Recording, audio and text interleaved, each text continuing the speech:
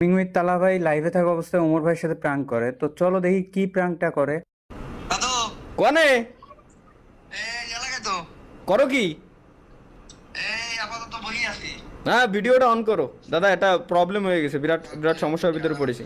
ছাড় গাইটা আমি বলতেছি। আচ্ছা আচ্ছা guys, Omar Omar call receive করছে, ওমরের সাথে প্র্যাঙ্ক করো। প্র্যাঙ্কটা হচ্ছে কি, আমি ওরা বলবো যে দাদা খুবই বিপদে পড়েছি, এখন টাকা লাগবে আমার 93,000 টাকা শর্ট, মানে অ্যাক্টিংটা এরকম হইতে হবে যে পুরো রিয়েলিস্টিক যাতে হয়, ঠিক আছে?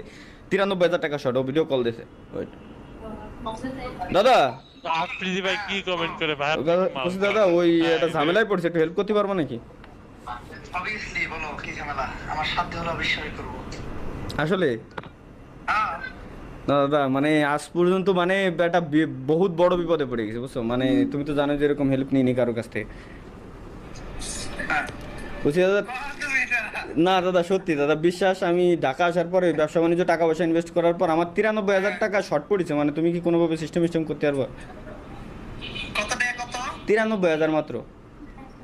93। 1,93,00,000। তোমার কত দিনের ভিতর লাগবো? আমার তো কালকে সকালের ভিতরে হলে ভালো হয়। কালকে সকাল। হুম। তুমি করো, দেখুন একটা ব্যাংক দাও।